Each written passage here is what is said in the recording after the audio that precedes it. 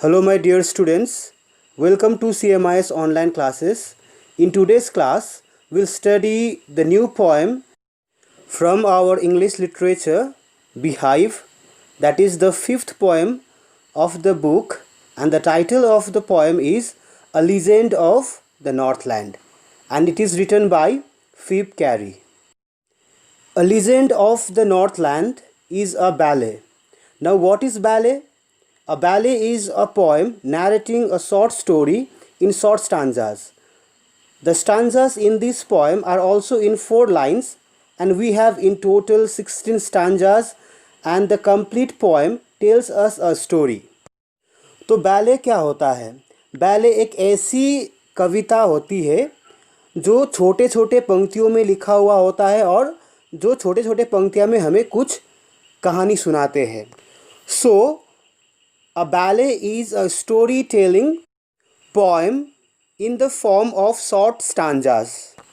और ये जो poem और ये जो कविता जो हम आज समझने जा रहे हैं वो भी एक बैले है, क्योंकि ये कविता भी छोटे छोटे पंक्तियों में लिखा गया हुआ है और ये हमें कुछ हिस्टोरिकल स्टोरी हमें सुनाते हैं.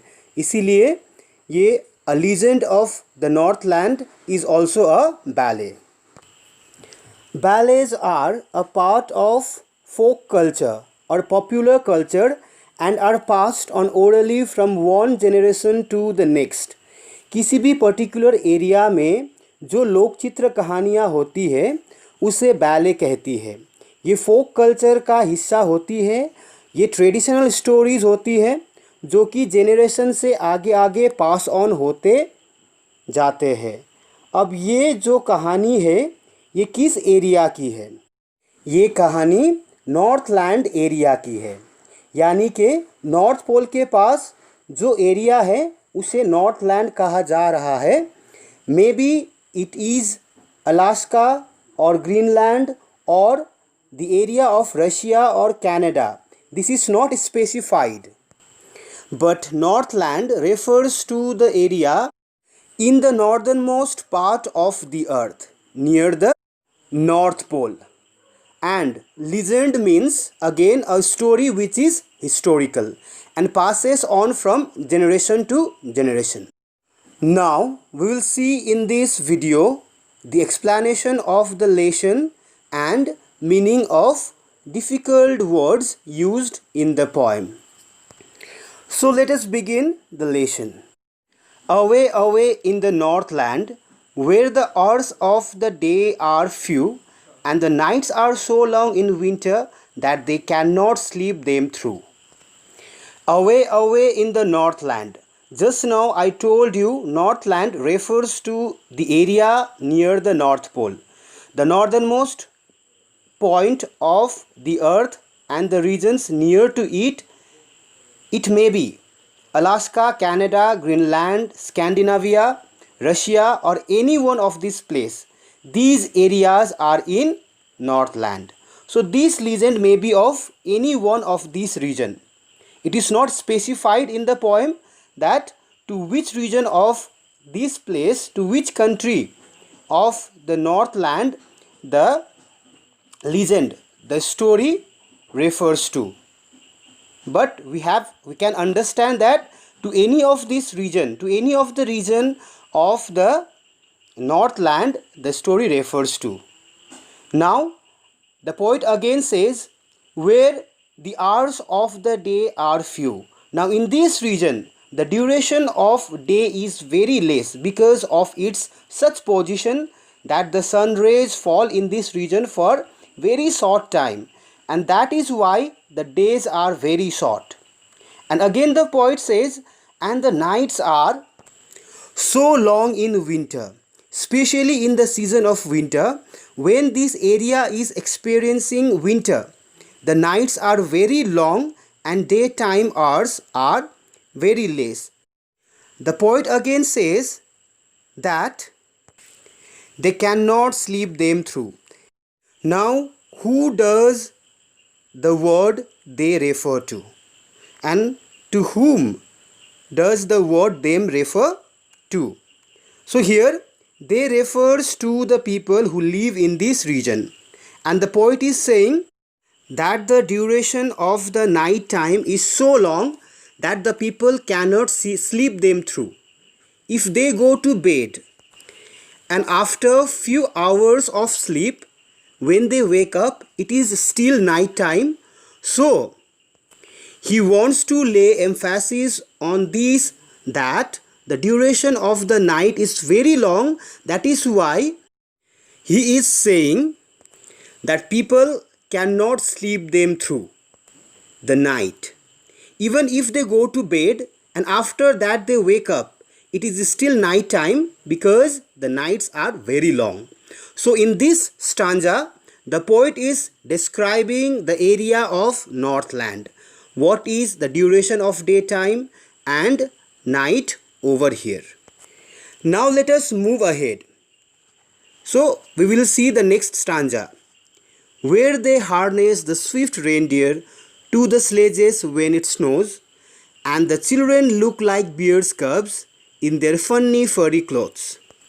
Now, as this Northland region is very cold, extremely cold, the swift reindeer, swift means something which runs very fast, and reindeer is an animal which is found in this polar region. To harness means to tie this animal with a rope to a vehicle so that it can be used for transportation. Like we know about different beasts of burden, like horses, camels, and here reindeers. Here reindeers are used to tie up with the sledges and they pull the sledges. This means to harness reindeers. So in this stanza, the poet is saying that the region in the Northland, here reindeers are tied with sledges or carts when it snows. And when it snows, the children look like bear cubs. They look like young ones of a bear. Why do they look like young ones of a bear? Because they wear funny furry cloths to keep them safe from cold. Now in the next stanza, the poet says, they tell them a curious story, I don't believe it's true, and yet you may learn a lesson if I tell the tale to you. Now here the poet says that they tell them a curious story. Now who are they and them here? Here they are the parents or elders, and them are the children or the younger generation. So the elders in the Northland tell their children and younger generation a curious story, strange and amusing story. The poet says, I don't believe it's true. The poet thinks that the story is not true. But he says, but I will tell the story to you. That is the reader. Here you refers to the reader, so that the readers could learn a lesson from the story, from his story. Now what kind of a lesson does the story give us? That we will understand when we will study the poem ahead. So let us move on to the next stanza. So in the next stanza, the poet says, once when the good Saint Peter lived in the world below and walked about it preaching, just as he did, you know. Now here the poet is starting with a story. He starts telling us a legend, and he says once upon a time. Like we read in many of the fairy tales, how they start telling us stories with the phrase once upon a time. Here also the poet says once, from which we also come to know that the story starts from here. So the story is about Saint Peter. Who was Saint Peter? Saint Peter was an apostle of Jesus Christ. He was a disciple of Christ, a follower of Christ. And this story which the poet is telling us about belongs to Saint Peter. तो ये story है Saint Peter की. एक बारी की बात है जब सेंट पीटर इस दुनिया में रहा करते थे और वह प्रीच करते थे। Preaching means to give a religious talk. वह धर्म के बातें लोगों तक फैला रहे थे। So what was Saint Peter doing? He was walking around in the world and he was giving religious lectures to the people, and then the poet says, just as he did, you know. He says that आप सभी को पता है, that means the readers know कि Saint Peter ऐसा किया करते थे। तो सेंट पीटर क्या किया करते थे? वो धर्म की बातें अच्छी अच्छी बातें लोगों तक पहुंचाते थे। And further the poet says, उस समय में, so at that time when Saint Peter was preaching, he came to the door of a cottage in traveling round the earth, where a little woman was making cakes and baking them on the hearth. Hearth is a fireplace where we cook, जिसे हम चूल्हा कहते हैं। On his journey of preaching, Saint Peter came to the door of a cottage where a little woman was making cakes on the fireplace. So, walking around the whole day, Saint Peter finally came to the cottage where a little woman, old woman, was baking cakes for herself. So now what happens ahead? Now we will see in the next stanza.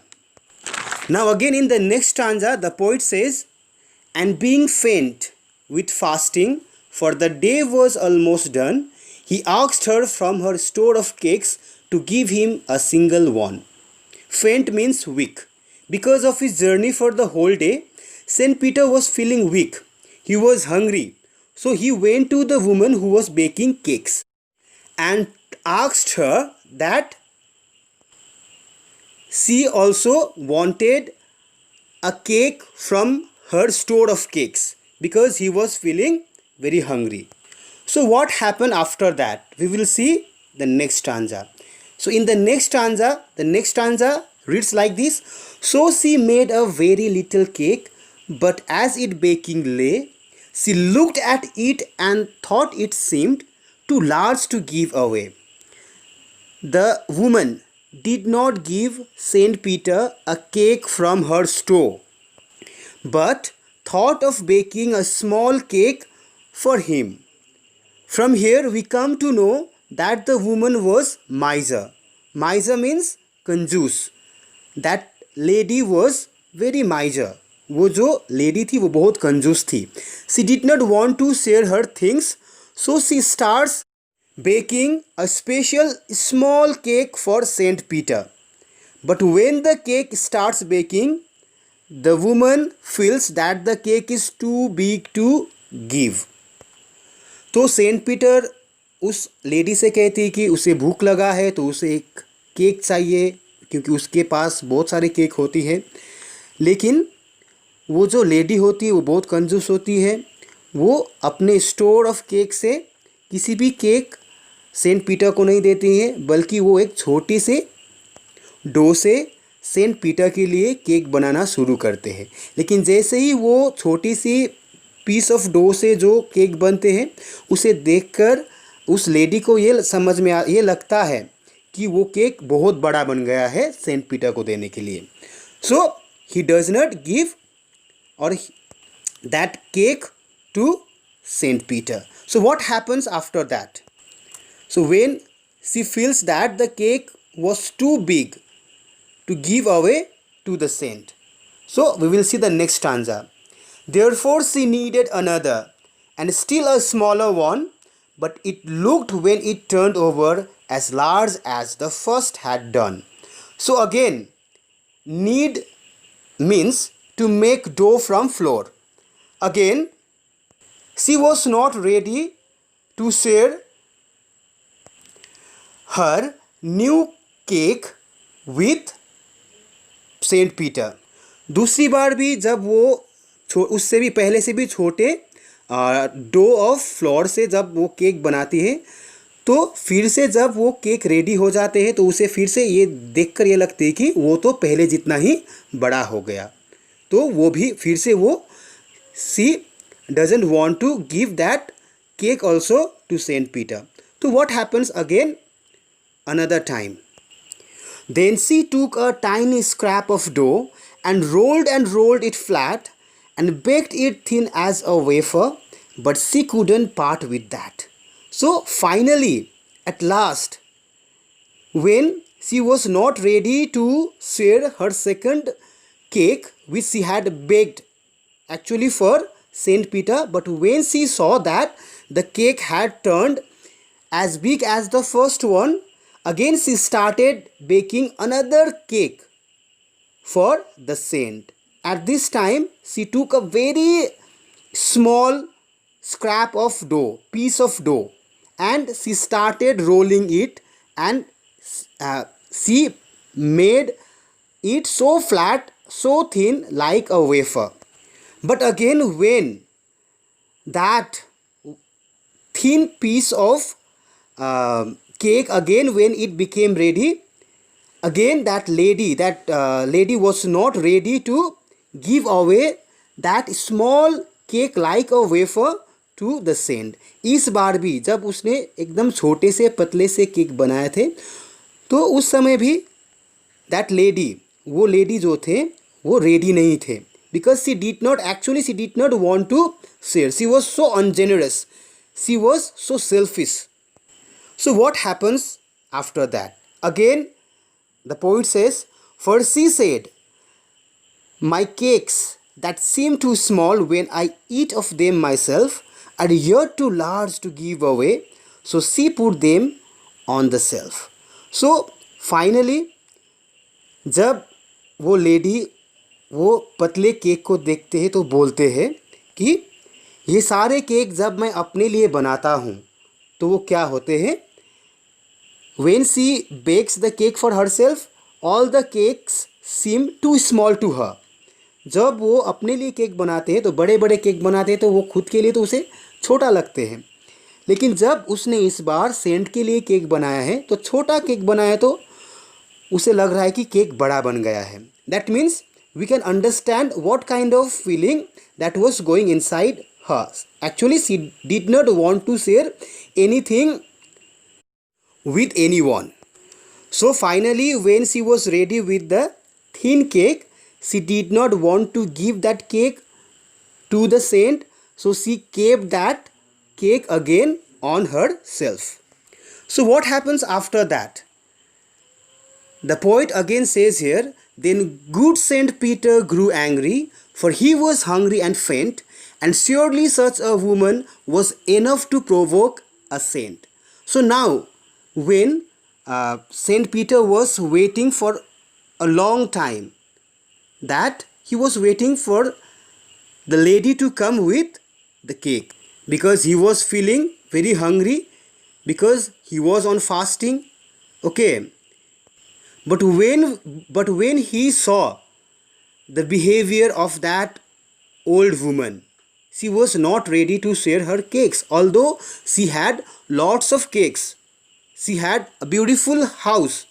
She had everything, whatever she needed, whatever a human needed to live comfortably. She had everything, but still she was not ready to share anything. Understood?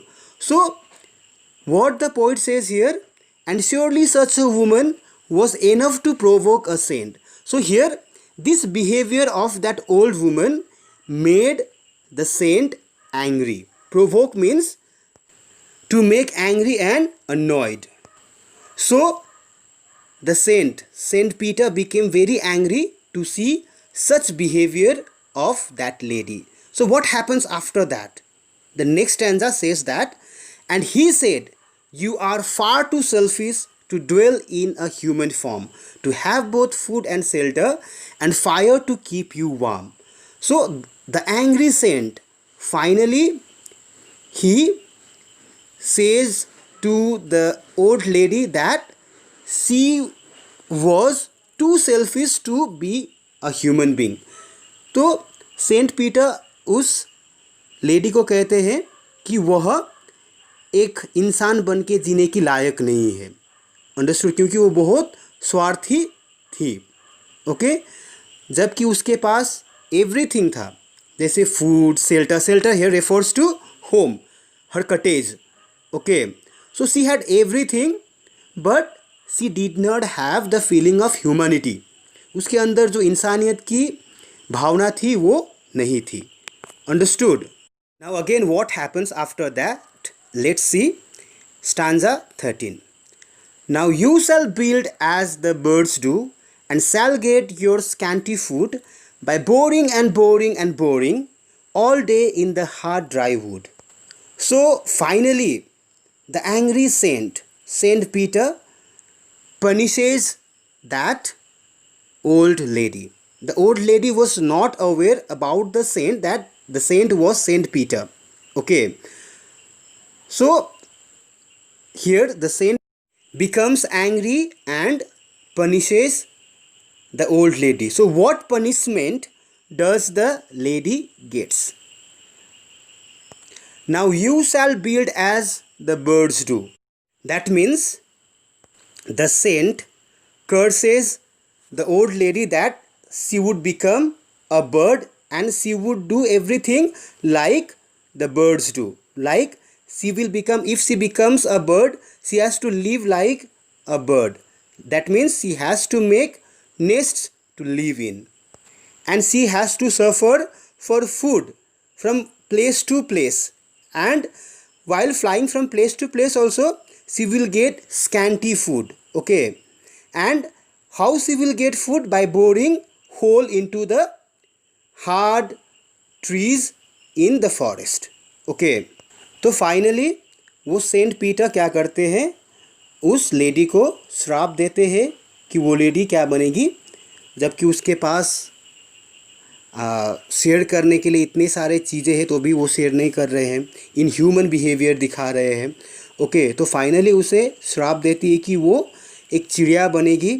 Okay, और बाकी चिड़िया जैसे वो भी जिएगी, और finally क्या करेगी, वो फूड के लिए तड़पेगी। ओके, और उसे फूड कैसे मिलेंगे? किसी भी पेड़ के ट्रंक को होल करके उसके अंदर उसे फूड मिलेंगे, और वो भी बहुत कम, scanty means very less. Understood? And that bird will search for food all day long, और पूरे दिन रात वो चिड़िया हमेशा फूड का ही सर्च करता रहेगा। This kind of punishment was given to the old lady. And what happens after she gets the punishment? Let us see the 14th stanza. Then up she went through the chimney, never speaking a word, and out of the top flew a woodpecker, for she was changed to a bird. So finally the lady gets the punishment and she was changed into a bird.